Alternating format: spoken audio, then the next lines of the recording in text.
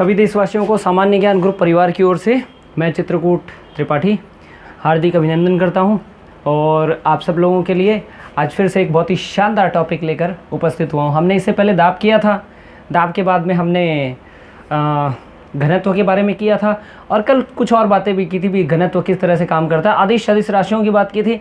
आज हम गति का पहला नियम लेके चल रहे हैं। हालांकि गति के 3 नियम हैं, मोशन के 3 नियम हैं। तो पहला नियम तो था इनर्शिया का, जिसको दिया था गैलीलियो ने। दूसरा नियम जो था, हालांकि इसको न्यूटन के गति का प्रथम नियम भी कह देते हैं कुछ लोग, कोई बड़ी बात नहीं है। दूसरा है गति का द्वितीय नियम, जिसको संवेग संरक्षण का नियम कहते हैं। और तीसरा जो नियम है वो है क्रिया प्रतिक्रिया का नियम। हम इसी के ऊपर डिस्कस करेंगे क्योंकि इस पे इतने प्रश्न आते हैं कि मतलब मान के चलिए आप इसको आपको समझना बहुत ज़रूरी है। ठीक है, तो सबसे पहले हम गति के प्रथम नियम पर चलते हैं। और क्लास स्टार्ट करने से पहले मैं आप लोगों से फिर से प्यार से रिक्वेस्ट करूंगा, प्लीज़ आप अपने लिए, मेरे लिए नहीं, अपने लिए इस क्लास को डेली अटेंड किया करें। ठीक है, मैं बहुत ही बिजी शेड्यूल से टाइम निकाल के आप लोगों के लिए ये बनाता हूँ ताकि कोई भी इंसान विज्ञान से वंचित ना रह पाए। जैसे हम लोग 9th क्लास 10th क्लास में रह गए थे, महसूस होता कि काश कोई चीज़ हमें बताए, कोई इक्वेशन सॉल्व करना हमें बताए। उस समय क्या था, उस समय दिक्कत ये थी कि हमें बताने वाला कोई नहीं था, ना ही उस समय इस तरह के टीचर अवेलेबल थे कि 9th और 10th में उस लेवल के बेसिक को करा सकें। क्योंकि गवर्नमेंट स्कूल में पढ़ने वाले बच्चे को और क्या कह सकते हैं आप, सिंपल सी बात है। तो इसीलिए मैं मेरे अंदर कहीं ना कहीं वो चीज़ महसूस होती, वो टीस रह जाती है कि इससे ये जो नॉलेज है, ये नॉलेज हर एक बच्चे के पास जानी चाहिए। आप विज्ञान को समर्पण भाव से जब आप देखेंगे ना तो आपको बहुत अच्छा लगेगा, क्योंकि इसके नियम नहीं बदलते हैं जो हैं। आज से करोड़ों साल पहले भी प्रकृति के नियम को ही हम पढ़ते हैं, इसी को विज्ञान कहते हैं। किसी भी चीज़ के सिस्टमेटिक नॉलेज को विज्ञान कहते हैं। इसीलिए प्लीज़ आप लोग चैनल को लाइक, शेयर और सब्सक्राइब जरूर किया करें। ये आपका अपना चैनल है, क्योंकि अभी तक मैंने जितने भी देखे हैं वो लोग 2 दिन 4 दिन 5 दिन पढ़ाने के बाद में पूरा टॉपिक नहीं कराते हैं, सिरे तक चढ़ाते नहीं है। और इनके सिरे तक चढ़ाना होता है तो पैसा लेते हैं। मैं चलाकर बोलता हूँ इस बात को, ठीक है। ऐप बेचते हैं, ऐप का पैसा लेते हैं, लेकिन यहाँ मैं आपको एकदम निस्वार्थ भाव से, निष्काम भाव से आपको एक बहुत ही प्यार से पढ़ा रहा हूँ। तो प्लीज़ आप स्वयं भी देखें और दूसरों को भी दिखाएं। अगर आप आर्ट के स्टूडेंट हैं तो भी देखें, क्योंकि ये आपके आने वाले भविष्य, आने वाले बच्चों के लिए बहुत ज़रूरी है। जब आप सीखेंगे तभी आप अपने बच्चों को खेल खेल में सिखा सकते हैं। मेरी क्लास हर एक व्यक्ति के लिए ज़रूरी है, चाहे आप कुछ करें चाहे ना करें। चाहे आप कहें कि नहीं अब तो मैंने पढ़ना छोड़ दिया, अरे पढ़ना छोड़ दिया तो आपके अंदर एक नई पीढ़ी है। जब वो पीढ़ी आएगी, वो पीढ़ी आपसे पूछेगी और आपने अगर अच्छा बता दिया एज अ टीचर, वो नई पीढ़ी, जो नया आपका जो बच्चा है, वो आपको हीरो मानेगा। आपको मतलब कि हाँ, ये मेरी माँ है, ये मेरे पिताजी हैं, ये मुझे बहुत बढ़िया पढ़ाते हैं। तो ये मेरी जो क्लास है ना, ये सबके लिए, मतलब ऐसा तो कुछ समझाता ही नहीं जो समझना है। हर चीज़ वही है जो आप सब लोग पढ़ते हैं हमेशा से, कुछ नया नहीं बता रहा मैं, लेकिन इसको बताने का एक तरीका अलग है ताकि आपके दिमाग में अच्छे से समझ सकें, आप उस चीज़ को गहराई से समझ सकें। बस इसीलिए आज मैंने, आई एम सॉरी, थोड़ा 2-3 मिनट आपको एक्स्ट्रा बता दिया, मानता हूँ, लेकिन ये चीज़ें ज़रूरी हैं। ठीक है, तो चलिए, तो आप चैनल को शेयर और लाइक सब्सक्राइब जरूर करें। अच्छा, अब बात करते हैं हम लोग गति के प्रथम नियम की, जो फर्स्ट लॉ ऑफ मोशंस है, उसकी हम बात कर रहे हैं। जड़त्व का नियम, इससे सबसे पहले गैलीलियो ने दिया था। जड़त्व का नियम, जड़त्व नाम से ही पता लग रहा है, जड़ तत्व, जड़त्व आपने सुना ही होगा। इनर्शिया मतलब क्या है इसका? इनर्शिया का नॉर्मल जो मतलब होता है वो होता है जड़त्व, यानी कि स्थिर रहना या अपने आप को ना बदलना। जब कोई वस्तु स्थिर है तो वो स्थिर ही रहेगी, और जब कोई वस्तु गतिशील है तो वो गतिशील ही रहेगी तब तक जब तक कि उस पर कोई बाहरी बल ना लगाया जाए। इसके हजारों एग्जाम्पल आपके रूटीन लाइफ में छुपे हुए हैं। ठीक है, जड़त्व कौन कौन सा होता है, जड़त्व क्या होता है? ऐसा मतलब जब भी कोई वस्तु है वो अपनी अवस्था ना बदले, अपनी अवस्था परिवर्तन का विरोध करे, उसको हम जड़त्व करते हैं। द ऑब्जेक्ट या the substance that can opposes their state change, वो अपना स्टेट नहीं बदलता है। क्या नहीं बदलता? स्टेट नहीं बदलता है। अगर वो रेस्ट कंडीशन में है तो रेस्ट में ही रहना चाहता है, अगर वो मूविंग कंडीशन में तो मूविंग ही रहना चाहता है। वो कभी अपना स्टेट नहीं बदलता है जब तक कि हम उस पर कोई एक्सटर्नल फोर्स ना लगा दें। यानी अगर वो रोलिंग मोशन में है, वो घूम रहा है, वो चल रहा है, रनिंग मोशन में, वो वैसे ही रहेगा, उसका कुछ भी वो नहीं होगा, वो मतलब आराम से उसी कंडीशन में रहेगा। अच्छा, अगर मान लीजिए, इसको मैं यूँ कहूँ कुछ लोग बच्चे पूछते हैं कि सर पंखा तो चलता है, जब अपने स्विच ऑफ करते हैं तो पंखा तो थोड़ी देर बाद बंद हो जाता है, उसको बंद नहीं होना चाहिए, कंटिन्यू चलना चाहिए। तो स्टूडेंट एक बात ध्यान रखना, पंखे के ऊपर फोर्स लग रहा होता है 2 तरह का। मैंने आपको बताया ना, फोर्स की अनुपस्थिति में, बल की अनुपस्थिति में ही लगातार वो चीज़ अपनी स्थिति में बनी रहेगी, वो स्थिति का विरोध करेगी, मतलब चेंज नहीं होगी अपने आप जब तक कि उस पर बल ना लगे। तो पंखा चलता है तो अपने स्विच ऑफ कर देते हैं, तो स्विच ऑफ कर देते तो पंखा तो घूमता ही रहना चाहिए, लेकिन पंखे में 2 तरह के बल काम करते हैं जो उसको उसकी गति का विरोध करते हैं। पहला बल जो है उसके बेरिंग में लगता है घर्षण बल। हालांकि बेरिंग घर्षण को बहुत कम कर देता है, लेकिन उतना भी कम नहीं करता, थोड़ा बहुत घर्षण लगा जाता है। जैसे ही 2 सतह आपस में चिपकी रहेंगी ना, तब उसमें घर्षण तो लगेगा ही, है ना। तो वो घर्षण बल के कारण एक तो पंखा रुकता है, दूसरा हवा का श्यान बल है, जो श्यानता का बल है। हवा भी एक प्रकार के पानी जैसा एक है, लेकिन थोड़ी खुली है, इसीलिए हमें महसूस नहीं होता है, लेकिन है तो ये भी बहने वाला, गुण वाला। तो भाई हवा में जब कोई चीज़ घूमेगा तो हवा को काटेगा, उसी से तो हमें ये हवा मिलती है या हमें हवा महसूस होती है। तो वो भी तो बल उसको रोक ही रहा है ना। तो ये 2 बल होते हैं। अगर ये 2 बल अदृश्य हो जाए, मतलब पंखा हवा में लटका हो और घूम रहा हो और हवा निकाल दी जाए, है ना, मतलब स्पेस में लटका हुआ पंखा मुक्त अवस्था में और वो घूमना स्टार्ट कर दे, तब तो भाई वो नहीं रुकेगा। जैसे अर्थ है, मान लो अर्थ से बड़ा कोई आके और अर्थ को ऐसे पकड़ के रोक दे तो वो भी रुक जाएगी, क्योंकि उसमें बाह्य बल लग गया ना। लेकिन उतना बड़ा बाह्य बल ये पॉसिबल नहीं है। आराम से जिस वे में घूम रही है उसी वे में आराम से घूमती जा रही है, क्योंकि स्पेस में घूम रही है। वो जिस ट्रैक से घूम रही है उसी ट्रैक पे आराम से चलती जा रही है, उस पर वही नियम लग रहे हैं। ठीक है, यहाँ तक समझ में आ गया। तो जड़त्व क्या होता है, इनर्शिया क्या होती है, स्टेट चेंज का जो ओपोज करती है, विरोध करती है, ये अवस्था परिवर्तन का विरोध करती है। तो इसका मतलब वस्तु जब स्थिर होती है तो स्थिर अवस्था में रहती है, और गतिशील है तो गतिशील अवस्था में रहती है। इसको यूँ समझ चाहता हूँ, जैसे ही हम बाइक पे बैठते हैं या कार पे बैठते हैं, जैसे ही कार आगे बढ़ने की कोशिश करती है हमें पीछे की ओर झटका लगता है। मतलब क्या है कि कार का जो नीचे का हिस्सा जो हमारा बेस होता है, जो कार से जुड़ा रहता है, तो जब कार मूविंग कंडीशन में आ जाती है तो हमारा बेस मूविंग कंडीशन में आ जाता है, लेकिन हमारा जो ऊपर का बॉडी होता है ये अभी रेस्ट कंडीशन में ही रहता है। तो ये वाला हिस्सा आगे चला जाता है, तो हमें पीछे को झटका लगता है, क्योंकि हमारा ये वाला बॉडी तो स्थिर रहता है। इसी तरह से जब अचानक से कोई मूविंग ऑब्जेक्ट पे हम ब्रेक लगा देते हैं, कोई चलती हुई चीज़ पे ब्रेक लगा देते हैं, तो उस समय क्या हो जाता है, उस समय आगे की ओर झटका लगता है। क्यों? क्योंकि हमारा ये वाला जो शरीर है वो रनिंग कंडीशन में होता है, जबकि ये वाला शरीर उसके साथ रुक चुका होता है। तो इस वाले शरीर की वजह से ये वाला शरीर रुकता है, लेकिन उस समय आगे जा चुका होता है, क्योंकि ये तो रनिंग कंडीशन में होता है, इसीलिए आगे की ओर झटका होता है। इसीलिए कार में सीट बेल्ट पहन के रखना चाहिए, क्योंकि सीट बेल्ट पूरा हमारी बॉडी को सीट से चिपका के रखती है। इनकेस कभी कोई एक्सीडेंट वगैरह होता है ना, तो अगर मान लो सीट बेल्ट ना लगाया तो आदमी कांच तोड़ते हुए बाहर निकल जाएगा, है ना। प्रॉब्लम है ये भाई, क्योंकि वो तो मूविंग कंडीशन में होगा, तो वो तो उसी स्पीड से उसी मोमेंटम से जाएगा भाई, सीधी सी बात है। लेकिन जो सीट है ना, वो सीट बेल्ट उसके ऊपर फोर्स लगा देती है और वो रुक जाता है सीट के साथ में। इसीलिए जब भी अपने कार ऑपरेट करते हैं, सीट बेल्ट लगाना बहुत ज़रूरी होता है। मेरे ख्याल से ये बात आप सब लोगों को अच्छे से समझ में आ गई होगी। अब एक प्यारा सा क्वेश्चन उठा लेते हैं, शानदार सा क्वेश्चन उठा लेते हैं, बहुत ही शानदार सा क्वेश्चन। देखिए, मान लीजिए आपके पास, आप किसी कार में जा रहे हैं, ठीक है, और आप किसी कार में जा रहे हैं और अचानक से कार पे ब्रेक लगता है, ठीक है, ब्रेक लगता है तो आपको आगे की ओर झटका लगेगा। ओके, तो अब इस पे से एक प्रश्न बनता है शानदार कि उस समय कौन सा जड़त्व पैदा होता है। तो जड़त्व भी 2 तरह के होते हैं, वैसे तो कई तरह के होते हैं, हम 2 तरह के जड़त्व पे क्या कहते हैं डिस्कशन करेंगे। पहला जड़त्व होता है स्थिरता का जड़त्व, यानी इनर्शिया ऑफ रेस्ट का इनर्शिया, यानी कोई वस्तु, कोई ऑब्जेक्ट रेस्ट कंडीशन में, ये देखो रेस्ट कंडीशन में। अब मैं इसको बोल रहा हूं, मार्कर चल तू यहाँ से खड़ा हो और यहाँ से जाके वहाँ लिख, क्या ये लिख देगा? कभी नहीं हो सकता, जब तक कि मैं इस पर ये चाहे सर मार लूँ, मैं चाहे कुछ भी कर लूँ, यही रहेगा। यानी कोई भी ऑब्जेक्ट जब स्थिर कंडीशन में है, एकदम रेस्ट कंडीशन में, वो रेस्ट में ही रहेगा, वो मतलब मूविंग नहीं कर पाएगा। तो जब किसी चीज़ कोई रेस्ट कंडीशन में रहता है तो उसको बोलते हैं रेस्ट ऑफ इनर्शिया। तो रेस्ट ऑफ इनर्शिया को तोड़ने के लिए हमें इस पर फोर्स लगाना पड़ता है। देखो मैं फोर्स लगाने जा रहा हूँ, जैसे ही मैंने फोर्स लगा दिया, रेस्ट ऑफ इनर्शिया टूट गया, अब ये मूविंग ऑफ इनर्शिया में आ गया, ठीक है, या मोशन ऑफ इनर्शिया में आ गया, ठीक है। अब उसी तरह से कोई चीज़ मूव कर रही है, लगातार मूव करती जा रही है ना, तो वो हमेशा मूव ही करती रहेगी। जैसे अर्थ हमारी मूविंग कंडीशन में है, तो वो मूविंग करती रहेगी कब तक? जब तक उस पर कोई बाह्य फोर्स ना लगाए। तो बाह्य फोर्स लगाते ही वो रुक जाएगी, ठीक है। तो अगर मूविंग कंडीशन में, तो उस पर कौन सा इनर्शिया काम कर रहा होगा? मूविंग इनर्शिया काम कर।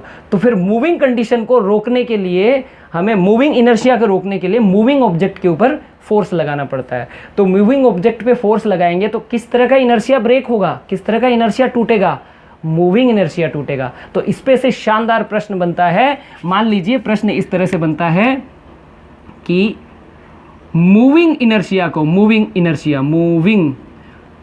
हिंदी में लिख देता हूं, गतिक जड़त्व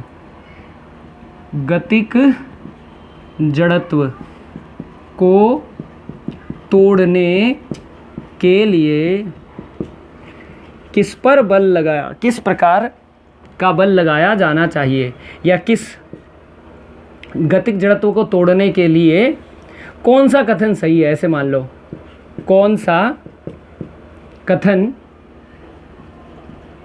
सही है, ठीक है, समझ तो आ गया होगा। गतिक जड़त्व को तोड़ने के लिए कौन सा कथन सही है। पहला है स्थिर वस्तु पर बल लगाना, स्थिर वस्तु पर बल लगाना। दूसरा आ गया गतिशील वस्तु पर बल लगाना। तीसरा आ गया, ये हो गया ए ऑप्शन, ये हो गया बी ऑप्शन और ये सी ऑप्शन हो गया आपका, गतिशील वस्तु पर बल लगाना। ओके, और आपका जो सी ऑप्शन है ये भी बहुत शानदार है, गतिशील वस्तु पर बल लगाकर उसे स्थिर करना, या उपरोक्त में से कोई नहीं, नन। ठीक है। Force applied at stationary object, force applied at moving object, force applied at moving object till it become rest, जब तक ये रेस्ट में ना आ जाए, और नन। इन चारों में से कौन सा ऑप्शन होगा बताना, गतिक जड़त्व को तोड़ने के लिए, है ना, गतिक जड़त्व। हाँ बताओ, अब इसमें तो 5 सेकंड भी देना नहीं पड़ेगा। इसका सही ऑप्शन क्या हो जाएगा, गतिशील वस्तु पर बल लगाकर उसे स्थिर करना, यानी सी ऑप्शन इसका सही हो जाएगा। अब आप कहोगे बी क्यों नहीं सही होगा, अरे भाई गतिशील वस्तु पर बल लगा दिया और गतिशील वस्तु की गति बढ़ जाए तो वो तो फिर टूटा ही नहीं। अगर बाय द वे अगर ये दोनों होते ना, और यहाँ आ जाता कि ऑप्शन उपरोक्त में से कोई नहीं और यहाँ आ जाता उपरोक्त दोनों, तो भी कोई नहीं सही होता, क्योंकि जरूरी नहीं कि बल हमेशा गतिशील वस्तु पर लगाए। तो जब तक पूरी बात ना लिखी हो, गतिशील वस्तु पर बल लगाकर उसे स्थिर करना, है ना। और देखो मैं आपको गतिक जड़त्व को और उदाहरण दे देता हूँ कि गतिक जड़त्व क्या होता है। जैसे आपको कोई लंबी कूद करनी हो, है ना, या कोई नाला वाला कूदना होता है, या जो खिलाड़ी होते हैं जो लंबी कूद जाते हैं, वो क्या करते हैं, पीछे से भागते हुए आते हैं, फिर अचानक से कूद जाते हैं, क्योंकि वो बंदा पीछे से भागते हुए आ रहा है, तो इसका मतलब वो रनिंग कंडीशन में है ना, रनिंग कंडीशन में। तो उस रनिंग यानी कि गतिक जड़त्व की वजह से वो और आगे चला जाएगा जैसे वो कूदेगा। लेकिन अगर वो आराम से ऐसे खड़ा है और उसके बाद वो कूद रहा है, तो इसका मतलब उसको 2 तरह का फोर्स लगाना होगा, एक कूदने के लिए, ठीक है, और दूसरा अपने रेस्ट कंडीशन में जो जड़त्व है, यानी कि जो स्थिर अवस्था में जो जड़त्व, उसको तोड़ने के लिए भी तो बल लगाना पड़ेगा। तो पहले वो अपना वो स्थिर कंडीशन वाला तोड़ेगा, उसके बाद वो कूदेगा, तो डबल बल हो गया ना, तो जिसकी वजह से वो ज्यादा नहीं आगे कूद पाएगा। लेकिन पीछे से भागता हुआ आ रहा है, तो इसका मतलब उसने अपना जो रेस्ट का जो जड़त्व है, जो स्थिरता का जो जड़त्व है, उसको तो उसने पहले ही तोड़ दिया है, तभी तो भाग रहा है। और भागते भागते अचानक से आगे टूट, तो जितना तेज आप भागोगे उतना ही आगे। एक्चुअल में भागना मत, कई बार लोग मुंह के बल गिर जाते हैं, खिलाड़ी लोग करते हैं, मैं सिर्फ बता रहा हूँ। तो नॉर्मली क्या है, जाते जाते और आगे से हैं कूद गए, तो फिर इसका मतलब आप में पहले से गतिक जड़त्व था और आप कूद गए, तो भी आपका जड़त्व तो बदला ही नहीं। तो गतिक जड़त्व का बड़ा ही शानदार उदाहरण है मूविंग ऑब्जेक्ट, कोई भी मूविंग ऑब्जेक्ट, दौड़ता हुआ आदमी गतिक जड़त्व का उदाहरण, चलती हुई कार गतिक जड़त्व का उदाहरण है, स्थिर मार्कर ये गतिक जड़त्व का उदाहरण नहीं है, ये स्थैतिक जड़त्व का उदाहरण है। तो इस तरह से 2 प्रकार के जड़त्व हो गए। अब देखो हजारों एग्जाम्पल हैं। डाली हिलाने से आम नीचे गिर जाता है, भाई हमने तो डाली पे बाह्य बल लगाया, आम पे थोड़ी लगाया, तो आम तो वहीं रह गया, डाली हिलती गई, अब बेचारी हिल के इधर जा रही है, आम बेचारा यहीं है, टूटेगा ना। चलो एक बार में नहीं टूटा, अब इसकी वजह से इस पे फोर्स लगा, ये बेचारा इधर जा रहा लेकिन डाली इधर आ गई, तो इस तरह से ऐसे करते तो टूटेगा ही। तो मतलब डाली हिलाने से पत्ते का नीचे गिरना, आप देखो किसी हिला के देखो डाली वगैरह को, क्या होगा, पत्ते जो सूखे होंगे नीचे गिरेंगे। तो ये किसके कारण होता है, पत्ते नीचे गिरते हैं क्योंकि वो उन पे जो फोर्स लगा है वो उनके स्थैतिक जड़त्व को, यानी जो रेस्ट ऑफ इनर्शिया है उसको तोड़ देता है, और फिर वो रनिंग में आ जाता है। भाई पत्ता समझ गए होंगे अब तो इस तरह से ये आपको जड़त्व के ऊपर बहुत से उदाहरण है। कंबल पे डंडा मारो, ये कौन से जड़त्व का उदाहरण है? कंबल पे डंडा मारना। मैं डंडे की बात नहीं पूछ रहा, कंबल की बात पूछ रहा हूँ कि अगर कंबल से धूल उड़ती है तो ये किस प्रकार के जड़त्व का उदाहरण है। अब सवाल ऐसे आएंगे, बाद में आप कहोगे कि नहीं सर ने बताया नहीं। सवाल इसी तरह से आएंगे अब हाई लेवल के। पहले तो मैंने आपको हल्की हल्की साइंस बता दी, अब थोड़ा सा सेकंड लेवल की साइंस बताऊंगा और बाद में थर्ड लेवल की। ठीक है, आप लोग ऐसे ही बने रहें। हाँ, तो मैं क्या कह रहा था? हाँ, उदाहरण। कौन सा उदाहरण? कंबल पे डंडा मारना। कंबल पे डंडा मारने से धूल का वहां पर रह जाना, तो ये कौन सा उदाहरण है? अगर मान लो मैं लिख दूं कि स्थैतिक जड़त्व का उदाहरण है, स्थैतिक जड़त्व का उदाहरण है, स्थैतिक जड़त्व का उदाहरण है। ठीक है, कंबल पे डंडा मारने से धूल का उड़ना, ए ऑप्शन। कंबल पर डंडा मारने से धूल उड़ना,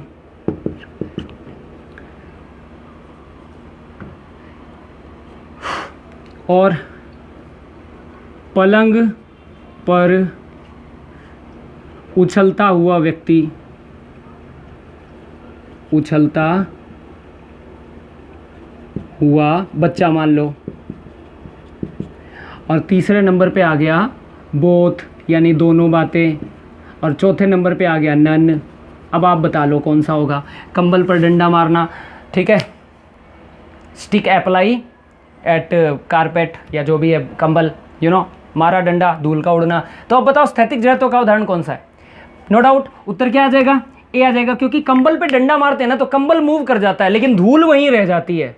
तो धूल के ऊपर स्थैतिक जड़त्व लगा ना, तो वो स्थैतिक जड़त्व की वजह से धूल वहीं रह जाती है। तो ये स्थैतिक जड़त्व का उदाहरण है ना। इस तरह से बहुत सारे उदाहरण हैं, आप चाहे कितने मर्जी उदाहरण कर लो, सारे इसी की उदाहरण है ना। अचानक से मतलब कि चलते चलते ब्रेक लगाने पे आगे की ओर झुक जाना या पीछे की ओर झुक जाना। अच्छा, एक और चीज़ बता दूं, ये तो था एक रेखिक चाल में, यानी एक रेखिक गति करने वाले या स्थिर करने वाले उसके ऊपर जड़त्व।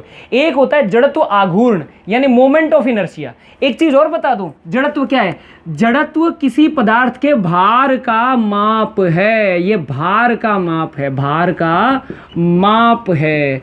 It is a unit of, एक तरह का यूनिट ऑफ वेट। ये भार का माप होता है, आयत उसका माप नहीं होता है द्रव्यमान का। समझ गए? बहुत सारे लोग कहते हैं द्रव्यमान भार में बहुत सा अंतर होता है। मैं बना दूंगा एक बार अलग से कुछ। आप देखिए, जब किसी चीज़ को आप तौलते हो ना 5 किलो उस जगह पर, तो वो तो उसका द्रव्यमान होता है, लेकिन हम कह देते हैं कि 50 न्यूटन का है। ये इसका क्या हो जाएगा? ये इसका वेट यानी भार हो जाएगा। अब सवाल ये कि वो भार हम ज्ञात कैसे करते हैं? तो वो हम भौतिक तुला से नहीं, स्प्रिंग नियतांक से ज्ञात करते हैं। जो स्प्रिंग नियतांक, और स्प्रिंग नियतांक किस पे काम करता है? जड़त्व पे काम करता है भाई। यानी जड़त्व से ही भार को ज्ञात किया जा सकता है। तो सवाल ऐसे आ सकता है कि मतलब भार की यूनिट क्या है, या भार को कैसे ज्ञात कर सकते हैं? तो पहला ऑप्शन द्रव्यमान से, दूसरा ऑप्शन जड़त्व से, तीसरा ऑप्शन दोनों से, और चौथा दोनों में से कोई नहीं। तो अरे भाई, जड़त्व को किससे ज्ञात, मतलब भार को किससे ज्ञात कर सकते हैं? सिर्फ जड़त्व से। वो तो जब हमें किसी चीज का जड़त्व आघूर्ण या मतलब ग्रेविटेशनल एक्सेलरेशन यानी गुरुत्वीय त्वरण पता लग जाता है, तो हम उसको द्रव्यमान से मल्टीप्लाई कर देते हैं और वो भार हो जाता है। लेकिन शुरुआत में तो अगर मान लो ग्रह का हमें ग्रह का हमें गुरुत्वीय त्वरण ना ज्ञात हो, तब हम कैसे ज्ञात कर लेंगे? मल्टीप्लाई करके। तब तो मल्टीप्लाई नहीं हो पाएगा। मान लो कोई एक्स प्लेनेट है, उस पर गए हम, तो हमें तो वो इसी जड़त्व के सिद्धांत के नियमों का प्रयोग करके ही भार ज्ञात करना होगा ना, अगर भार ज्ञात करना पड़ा। तो याद रखना, जो वस्तु जितनी भारी होगी उसको उतना ही बल लगाना पड़ेगा। जो वस्तु जितनी भारी होगी उसका जड़त्व उतना ही अधिक होगा, यानी उसके जड़त्व को बदलने के लिए हमें बल भी उतना ही लगाना पड़ेगा। दिमाग लगा के सोचो, ट्रेन पर ज़्यादा बल लगेगा या साइकिल पर ज़्यादा बल? मतलब जड़त्व किस में ज़्यादा है? ट्रेन का ज़्यादा है ना। तो ट्रेन को मूविंग से रेस्ट में करने के लिए या रेस्ट से मूविंग में करने के लिए हमें क्या करना पड़ेगा?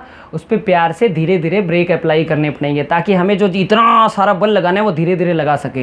यही रीज़न है कि मतलब उसका जड़त्व बहुत ज़्यादा होता है, ठीक है। जबकि साइकिल का जड़त्व कितना होगा? थोड़ा सा होगा। इसी तरह से अगर आपको आ जाए कि भाई निम्न में से सबसे ज़्यादा जड़त्व किसका है, एक लोहे की खोखली बोल, एक जगह आ जाए लोहे की ठोस बोल, एक जगह आ जाए प्लास्टिक या रबड़ की बोल, या चौथा आ जाए कागज़ की बोल, तो जो सबसे ज़्यादा भारी होगा, दूर से ही दिखाई दे रहा है, ठोस बॉल, वो भी लोहे की, तो बी ऑप्शन सही हो जाएगा। Very simple. ये भी कोई सवाल होते हैं, लेकिन ऐसे ही सवाल पूछे जाते हैं और हम पता नहीं क्या करते हैं कि हमारे मतलब रूटीन लाइफ में हम ऐसे सवाल ही नहीं कर पाते हैं कि यार विज्ञान तो बहुत ज़्यादा हार्ड है, इसमें तो कुछ हार्डलेस दिखाई नहीं दे रही है। तो ये तो जड़त्व के कारण था। अब जरा देखिए मोमेंटम की बात कर लेते हैं। ये तो अब आपको मेरे ख्याल से जड़त्व समझ में आ गया होगा। एक चीज़ और बता दूं जड़त्व में, जड़त्व आघूर्ण, आघूर्ण का मतलब होता है घूमना। अब आप देखो, जब कोई वस्तु किसी को केंद्र मान के उसके चारों ओर घूमना शुरू कर देती है तो इसके ऊपर भी वही जड़त्व काम करता है। यानी इस वक्त भी वस्तु अगर घूम रही है तो घूमती ही रहेगी, और यदि वस्तु स्थिर है तो स्थिर ही रहेगी जब तक कि उस पर कोई बाह्य बल ना लगाया जाए। लेकिन चूंकि ये किसी वस्तु को केंद्र मान के इसके चारों ओर घूम रही है, ये घूर्णन गति कर रही है, इसलिए इस समय जो इसमें जो जड़त्व लगता है उसको जड़त्व आघूर्ण कहते हैं। इसलिए इसको भी, क्योंकि जितना ज़्यादा ये भारी होगी ना वस्तु, उतना ही ज़्यादा इसका जड़त्व आघूर्ण बढ़िया होगा, ज़्यादा होगा, और उतनी ही ये बहुत देर में अपनी स्टेट को चेंज करेगी।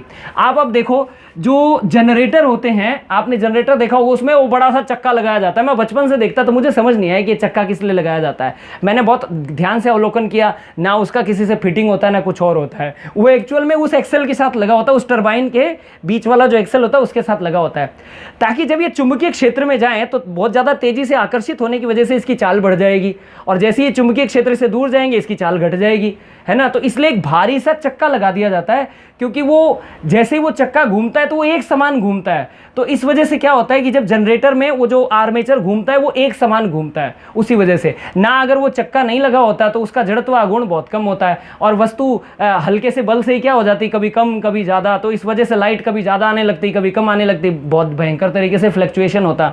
तो उस फ्लक्चुएशन को दूर करने के लिए बड़ा सा एक चक्का लगा देते हैं। इस पर एक बार प्रश्न आया था, प्रश्न इस तरह से था कि जनरेटर में बड़ा सा चक्का लगाया जाता है ताकि, उत्तर था जड़त्व आघूर्ण को बढ़ाया जा सके, जड़त्व आघूर्ण को बढ़ाया जा सके।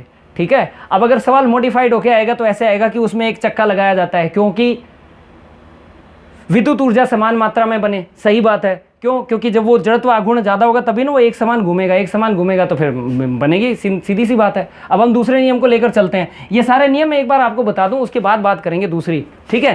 तो अभी मैं एक नियम दूसरा और बता रहा हूँ, बढ़िया सा नियम है जड़त्व का, तो अच्छे से क्लियर हो गया होगा। नहीं हो तो वीडियो को रिवाइज कर करके खुद भी देखना, अपने बच्चों को भी दिखाना, सभी लोग, है ना। इतनी सी तो बात होती है बस। अच्छा, अब दूसरी देखते हैं। सेकंड चीज़ क्या है?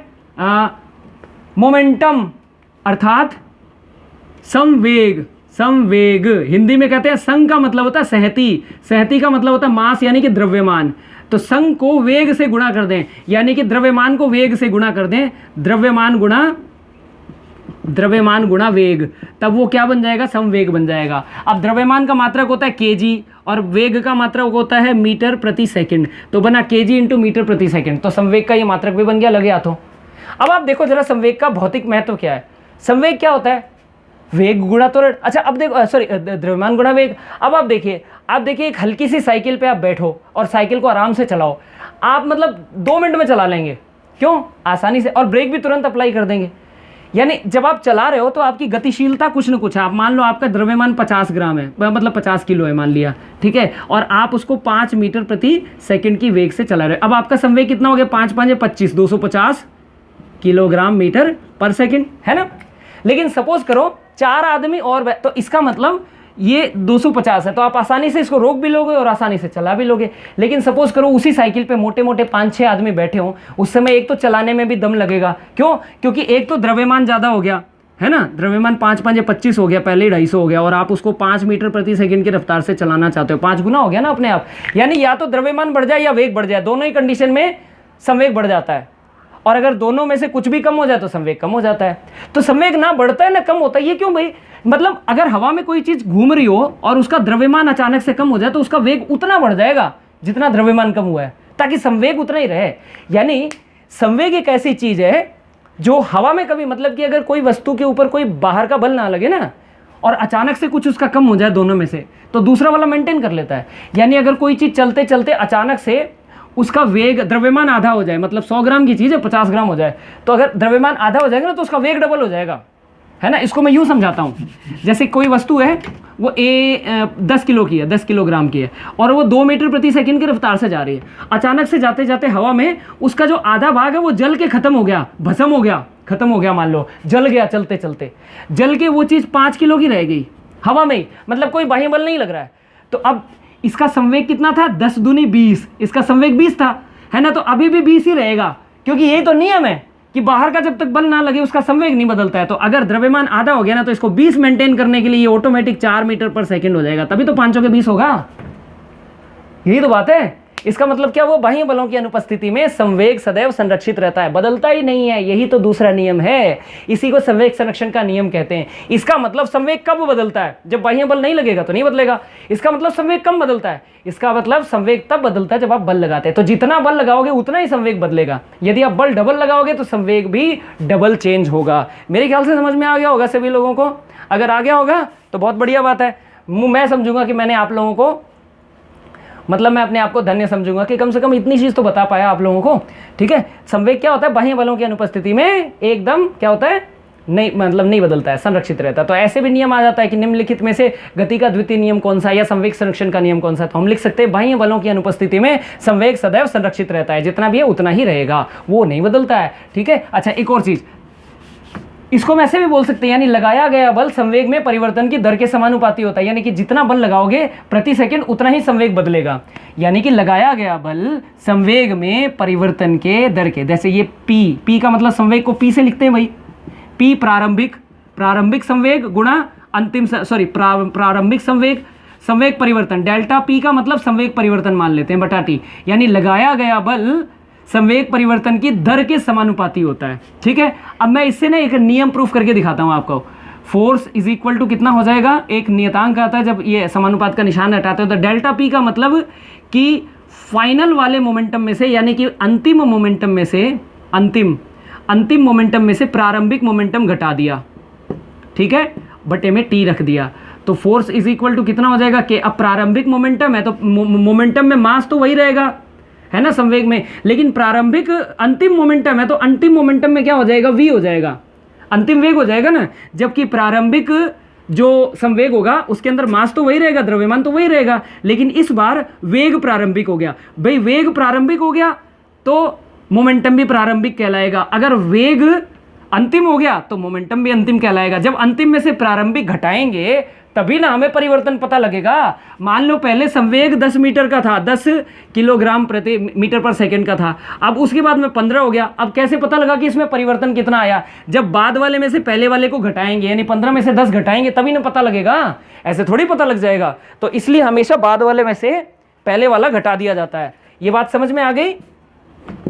ओके, तब उसके बाद में नीचे T लिख देते हैं। देखो M को कॉमन लो और K को 1 मान लो, क्योंकि नियतांक है इसका मान 1 मान लेते हैं। तो F बराबर क्या होगा, K तो गायब हो गया, M कॉमन आ गया और अंदर रह गया V माइनस यू बटा T। अब समान त्वरित गति की जो प्रथम समीकरण मैंने बताई थी कौन सी थी, ये थी ना V is equal to u plus AT। तो सबसे पहले V को उधर ले जाओ तो ये हो जाएगा V माइनस यू बराबर AT, है ना। अब एक T को नीचे ले जाओ तो हो जाएगा V माइनस यू बटा T बराबर A। इसका मतलब V माइनस यू बटा T को A कहते हैं, तो हमारे पास V माइनस यू बटा T है तो इसको A लिख देते हैं। तो हमारे पास एक नियम बना F बराबर ma, मा द्रव्यमान गुणा त्वरण, है ना। Force is equal to mass into acceleration. मेरे ख्याल से समझ में आ गया होगा सभी को, सभी स्टूडेंट को बढ़िया से समझ में आ गया होगा। ये हिस्सा नहीं दिख रहा है तो मैं इसको यहाँ लिख देता हूँ, ठीक है, इज इक्वल टू, या ऐसे कॉलन सा लगा के, क्या, force is equal to mass into, इसको हम एक्सेलरेशन बोलते हैं A m, ठीक है। फोर्स इज इक्वल टू द्रव्यमान गुणा त्वरण, ऐसे बोल सकते हैं। तो ऐसे भी आ सकता है कि संवेग निम्नलिखित में से कौन सा सूत्र है जो संवेग संरक्षण के दूसरे नियम के अनुसार है, तो हम यही लिखेंगे भाई, ये यही है, दूसरा तो कोई है नहीं। समझ गए होंगे आप लोग। इसी के साथ ही मैं आज, क्योंकि आज समय थोड़ा सा लिमिटेड है, कोशिश करूंगा कि अगली बार इसके उदाहरण और तीसरा नियम बताऊं। अब हमारी नेक्स्ट क्लास में मैं इसके उदाहरण और जो क्रिया प्रतिक्रिया का जो तीसरा नियम है ना, every action has equal and opposite reaction, उस पर डिस्कस करूंगा। तब तक के लिए नमस्कार, जय हिंद, जय भारत।